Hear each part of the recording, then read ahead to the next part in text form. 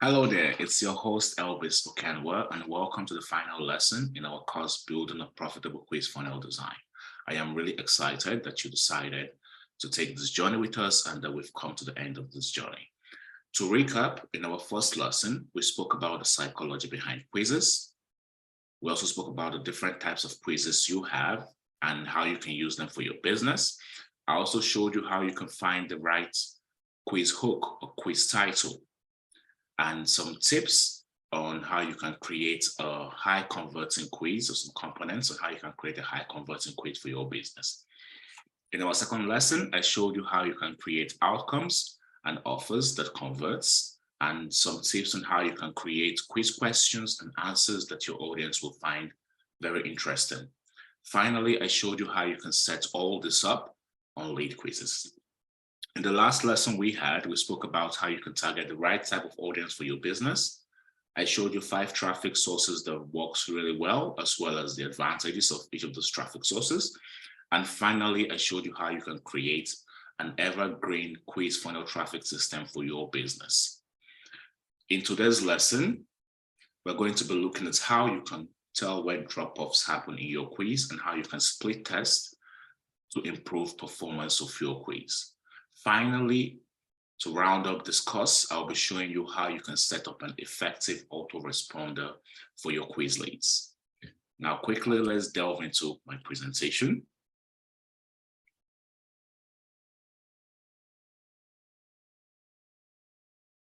All right. So we're going to start with understanding where drop-offs happen in your quiz. But first, let's start by looking at some of the reasons why drop-offs happen in your quiz in the first place. Now, the first reason why drop-offs happen is wrong quiz hook. Okay, wrong quiz hook. In our first lesson, if you remember, we spoke about how you can find the right type of quiz hook or quiz title for your business. And I told you that the quiz hook is the key to a successful quiz marketing funnel. Think about your quiz hook like the cover of a book. The right quiz title or the quiz hook can catch your audience attention and inspire them or challenge them to learn more about your business or your product, while the wrong quiz hook will attract the wrong type of people to your quiz. So it's very important that you have your quiz hook dialed in, the right quiz hook, and you can get this following some of the research methods I showed you in the first and the second video. The second reason why drop-offs happen is the wrong offer.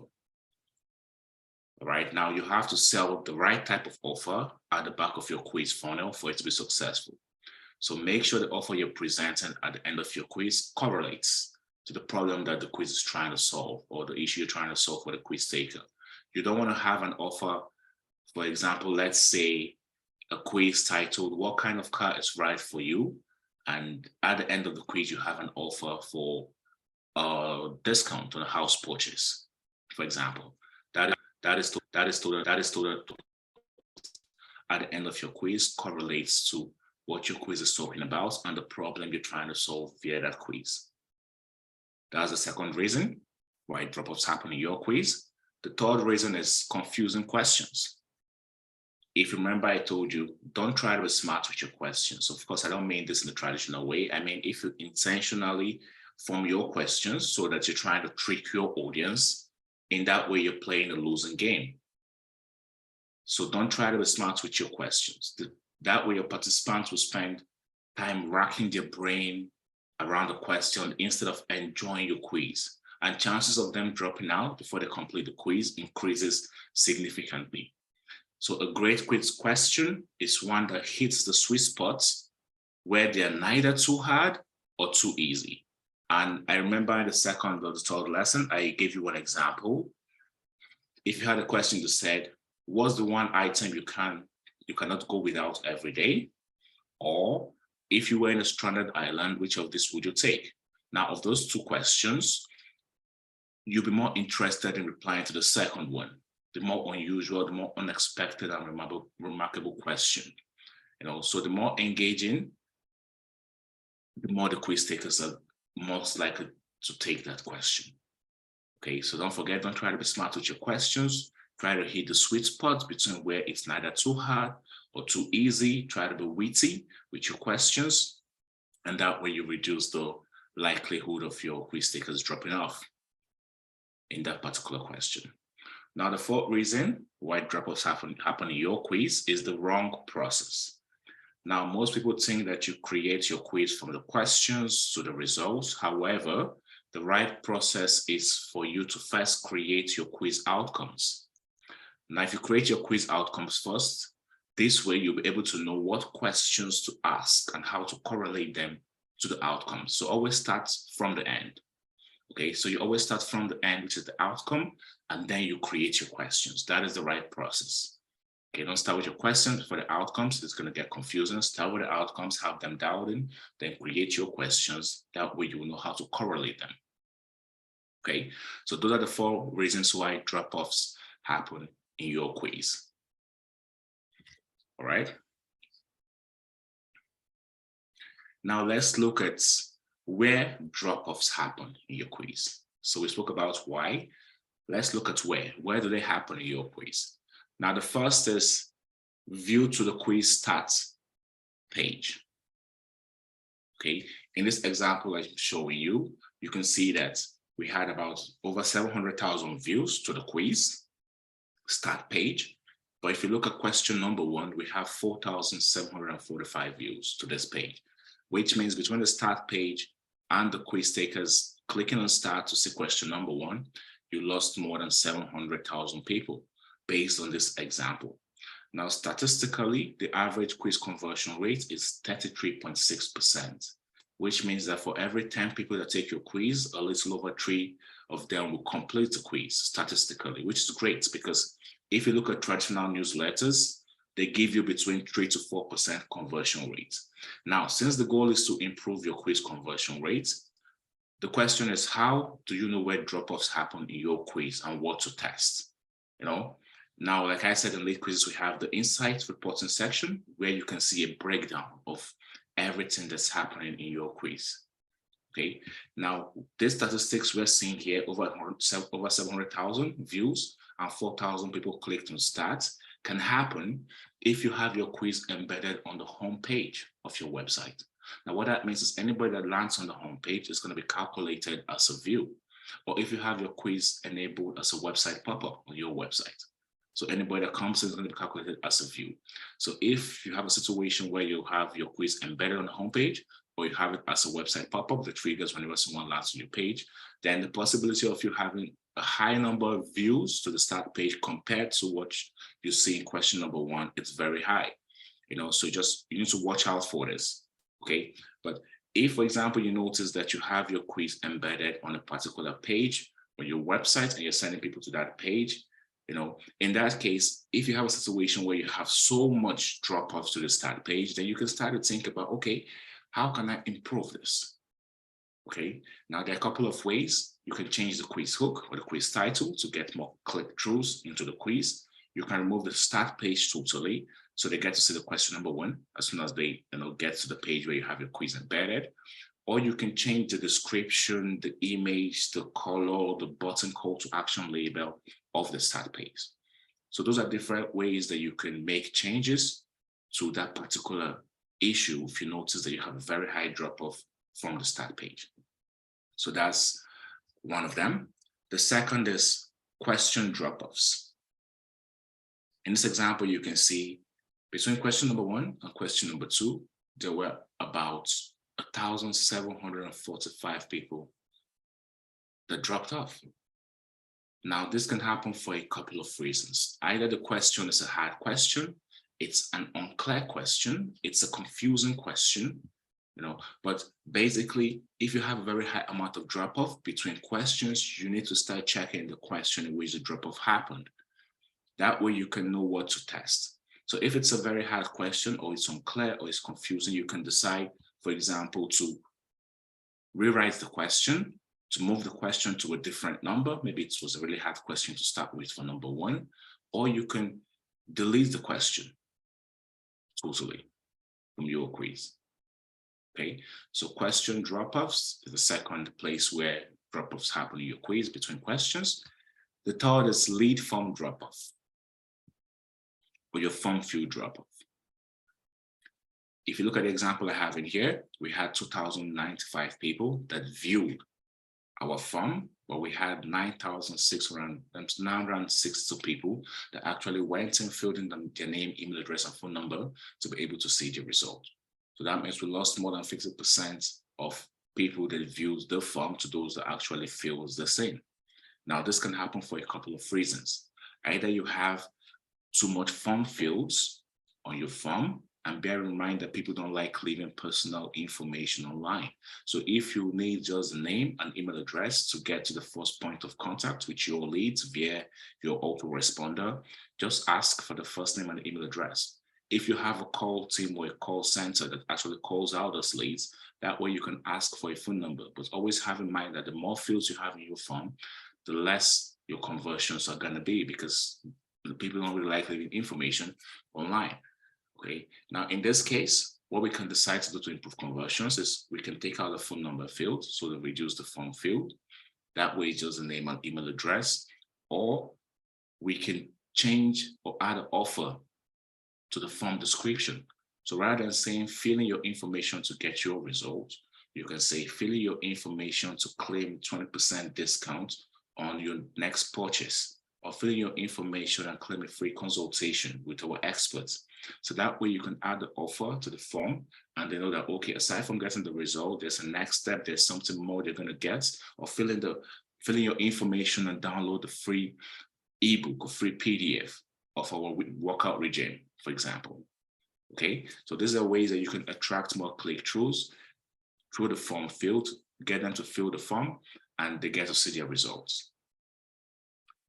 All right. Now let's start. Now that we've found those testing opportunities, looking through the quiz, the start page, the questions, the form field, and analyzing the insights reporting, the next step is you want to implement these tests to improve your quiz performance. Now, like I mentioned, in LeadQuizzes, you can do this simply by duplicating your quiz. So we have a duplicate functionality that you can use to automatically duplicate your quiz. And once you've made this duplicate, you can make small changes to the duplicate and send a small amount of traffic to see how significant the change was. Okay, so make a duplicate, make a change on the duplicate, send traffic to that duplicate, and then you can compare it with the original to see, okay, well, how significant was this change I made? Now, bear in mind, don't make so much changes at the same time, because you won't be able to tell what change impacted the result or impacted the performance. So small changes at a time. Now, I'm going to show you a couple of variations that you can test for. We already spoke about a few of them earlier, but I'm going to show you a couple of variations that you can test for when you've understood, okay, where a drop-off is happening in my quiz. Now, the first is you could test having a start page versus not having a start page. Okay, so you can start your quiz with a cover page where they have the quiz title, description, and the button label, or you can decide to delete this cover page totally. And once they jump in, they get to question number 1. So that's the test variation. That's the first variation you can test. The second is you can test the number of questions in your quiz. All right, now for the quizzes we have created, the high-performing quizzes we have on LeadQuizzes, they all have one thing in common, which is they have an average of 10 questions. All right, but depending on if you're creating a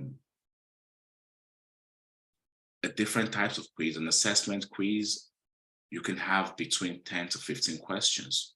But bear in mind, you don't want to have too much questions, because that way the quiz taker will get bored of taking your quiz. And you don't want to have too little questions, because it's going to be like, how did you give us this result just based on this little information you gathered? All right, so you want to have enough information to give them a valuable result. So the sweet spots, 10, 9, 12, depending on what kind of quiz you're creating. So test the number of questions you have in your quiz. That's the second variation.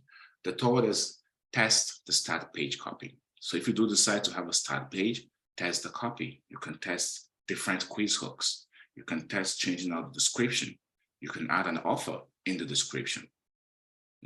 Take this quiz, you may be surprised to discover the results, and at the end claim a 10% coupon, free consultation, download a free e-guide, on what you have.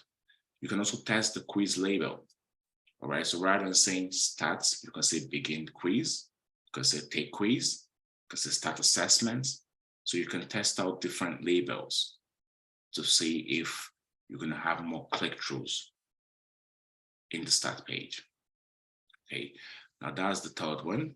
The fourth one is test the quiz image. Okay, you can test the background image, you can test the cover page image. If you have question answers, you can test out those images as well. So test out the images in your quiz. The first is you can test the result copy. You can test if having just a text copy or having a text and image copy, or having a text and video copy, or having a combination of text, image, and video in the results page. LeadQuizzes gives you that functionality to add videos, images, and to also hyperlink. So you can test different result copies. Next, you can test the colors in your quiz. So you can test if having your branded colors, that's customizing the quiz to look like your brand, or you can test out one of the LeadQuizzes themes we have inbuilt. So test out different color combinations to see if that impacts the quiz. Finally, test the form field, like I mentioned earlier. So you can first of all test the form location. You can set to add the form, have the form at the start of the quiz or at the end of the quiz. You can test the form copy. So rather than saying just fill in your information to get your result, you can add an offer to there, fill in your information and claim a 10% discount upon completion, for example. And you can test the number of fields you have. So like I mentioned, the more fields you have in your quiz, the less your conversions. So if you have name, email, phone number, country, address, the less your conversions. So test the number of fields you have in your quiz to see if that will improve the performance. So those are the 7 different variations. And the last one is test the offer, of course.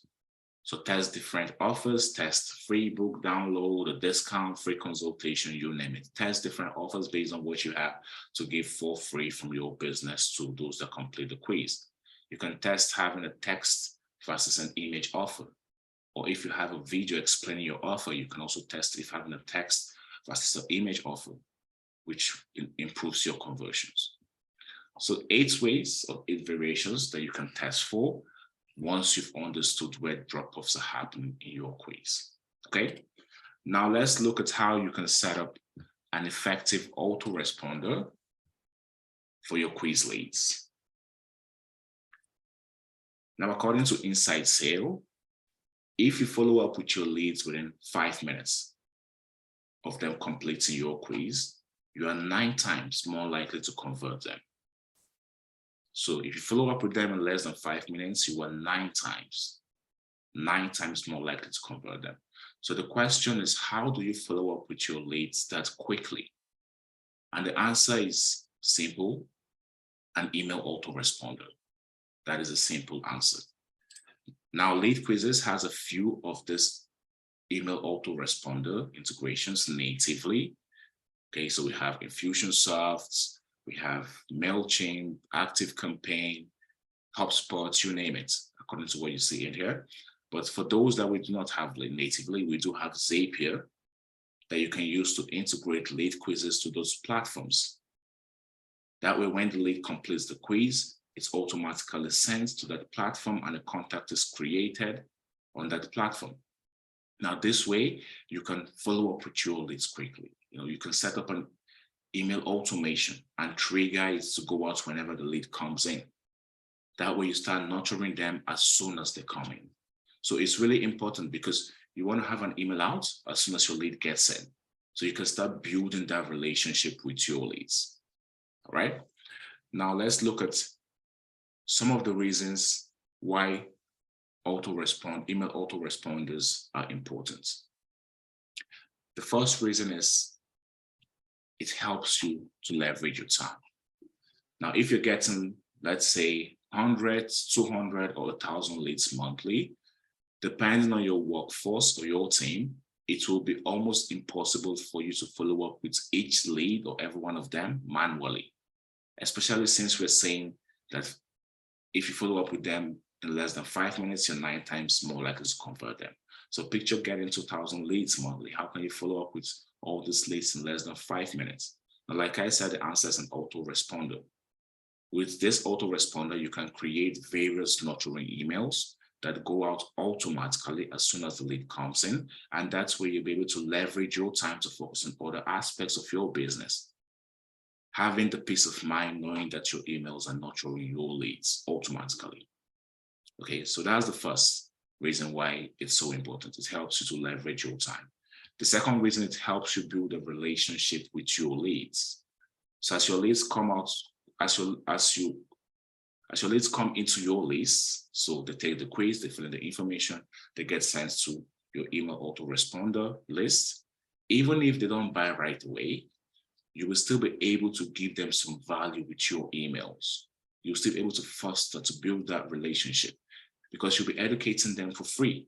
And this way, you're able to build a good relationship, you're able to create trust. So if in the future, for example, they need the product you're offering, or you make a recommendation via one of your emails, they will most likely go with your recommendation or go with your product because they like you, they trust you, you've educated them via your emails, and they know that you know your stuff. They know you're an expert in your field.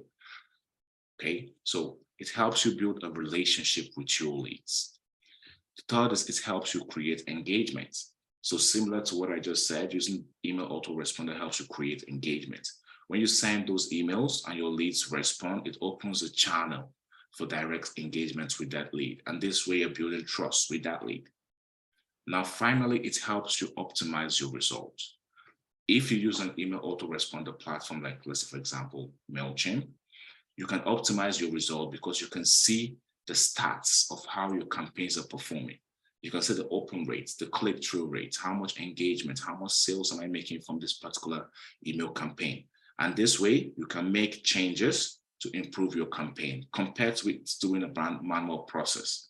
Using the manual process, you can't really determine the open rates, how much sales I made from my email, and it will be difficult to see how your campaigns are performing and what changes you need to make to improve it. So it's very important to use an autoresponder platform because it's going to help you optimize your results. Okay, now next, let's look at some of the components of an effective autoresponder. We have 4 of them. The first is set expectation for future communication. So in your emails, in the first email you're going to send out, or the second email, make sure that you set expectation for what your leads are going to be getting from you. What should they be expecting for you? What kind of communication? What kind of emails? What kind of knowledge about the product that you're going to be sharing with them? So when someone takes your quiz, you want them to opt in to your list and stay with your business. So you can use this email autoresponder to set this expectation.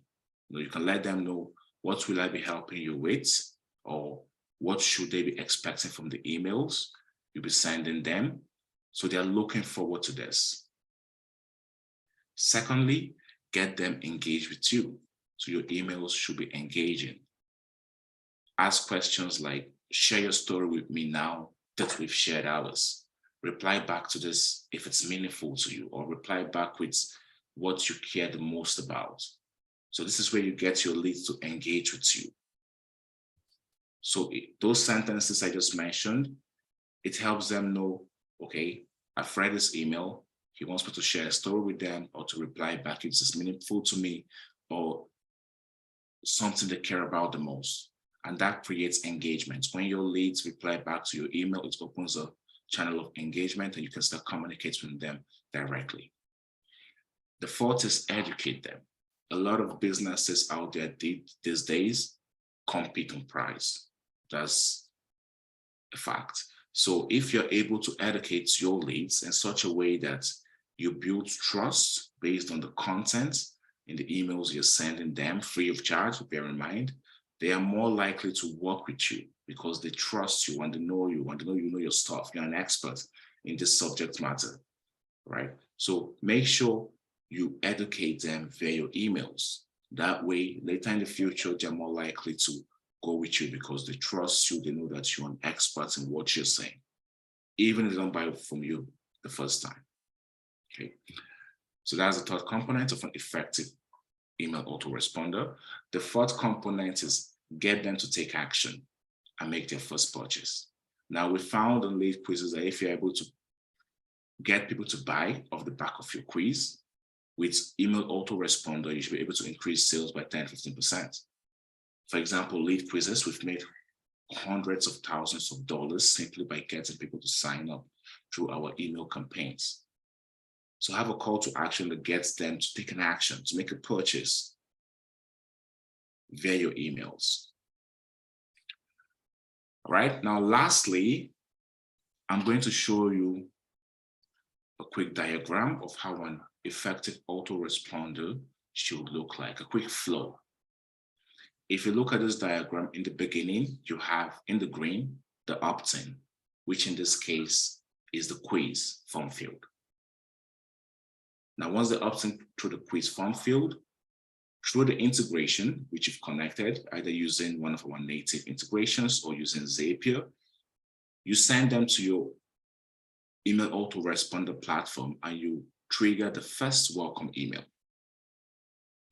Now, this email can either be their results, an email setting expectations, like I said, as to what they should be expecting.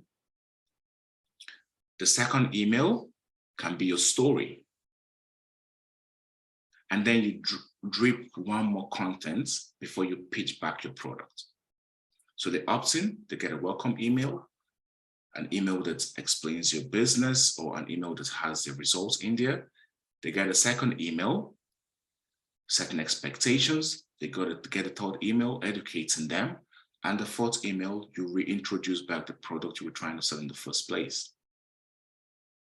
Now you can do this continuously, and this can be a 6-month-long sequence.